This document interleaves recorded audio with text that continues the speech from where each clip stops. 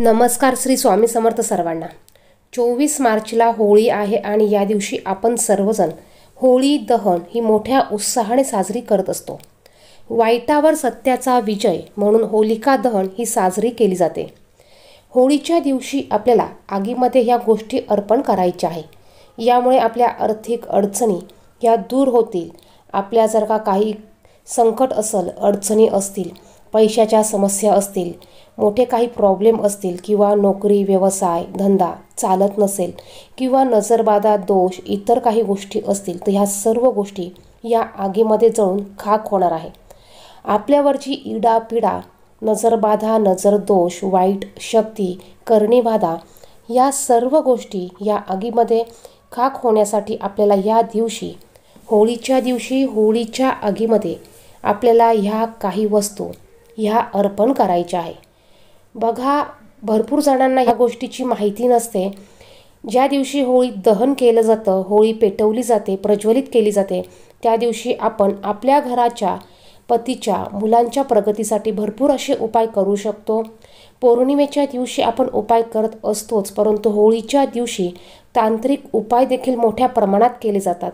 आपण आपल्या घराच्या सुखासाठी, संसारासाठी देखील हे उपाय करू शकतो. तर आपल्याला कोणत्या वस्तू या होळीमध्ये अर्पण करायच्या आहे हे आपण या व्हिडिओमध्ये बघणार आहोतच. त्यापूर्वी तुम्ही जर का चॅनेलवर नवीन असाल, पहिल्यांदाच माझे व्हिडिओ बघत असाल तर असेच माहितीचे व्हिडिओ बघण्यासाठी चॅनेलला सबस्क्राईब करा आणि बाजूच्या बेल आयकॉनला प्रेस करा. या वर्षी होळी 24 मार्च रोजी आहे. होळीला पुरणाची पोळी आपण नैवेद्य म्हणून बनवतो.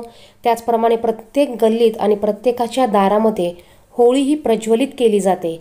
मनातील वाईट विचार या होळीत जाळून टाकले जातात. अशा ह्या होळीच्या दिवशी तुम्ही अनेक अडचणींना दूर करू शकतात. एखाद्याच्या घरी सर्व काही सुरळीत सुरू असताना अचानक वाईट घटना घडायला लागतात.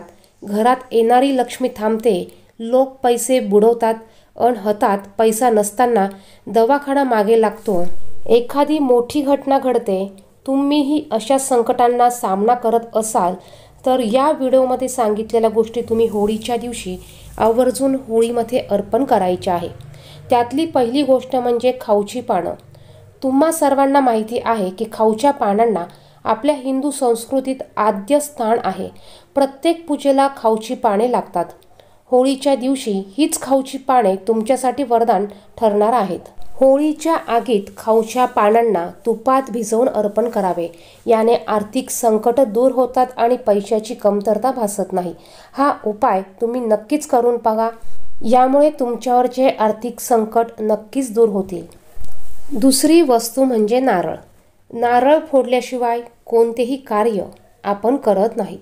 पण असं म्हणतात की एखादे काम पूर्णत्वास जावे म्हणून पूर्वी पशु प्राण्यांचा बळी देण्याची प्रथा होती. त्याचप्रमाणे बळी म्हणून नारळ फोडला जातो. होळीसमोर हा नारळ फोडून त्यामध्ये गूळ आणि अळशीचे बी भरावे आणि तो आगीत टाकावा. यानंतर कापूर आणि कडुलिंबाची पाने. उत्तम आरोग्यासाठी होळीच्या आगीत कापूर आणि कडुलिंबाची पाने टाकणे शुभ असते. यासाठी 10 कडुलिंबाची पाने, लवंग आणि कापुराचा तुकडा एकत्र करून आगीत टाकावा. आगीत फेकण्यापूर्वी ते तुमच्यावरून 7 वेळा उतरवून घ्यावे. बघा, तुमच्या घरातील व्यक्तींवरून देखील तुम्ही ह्या वस्तू उतरवून घेऊ शकतात. तुमच्यावरून सुद्धा ह्या वस्तू तुम्ही 7 वेळा उतरवून घ्यायच्या आहे आणि ह्या वस्तू तुम्हाला होळीच्या आगीमध्ये टाकायच्या आहे. यामुळे तुम्हाला उत्तम आरोग्य लाभेल. त्याचप्रमाणे या सर्व गोष्टी किंवा हे सर्व उपाय तुम्ही आवर्जून करा. या उपायामुळे नक्कीच तुम्हाला चांगले फायदे होतील. व्हिडिओमध्ये सांगितलेली माहिती आवडली, महत्त्वपूर्ण वाटली तर व्हिडिओला नक्कीच लाईक करा, शेअर करा. चॅनेलवर नवीन असेल तर चॅनेलला सबस्क्राईब करा. धन्यवाद. श्री स्वामी समर्थ.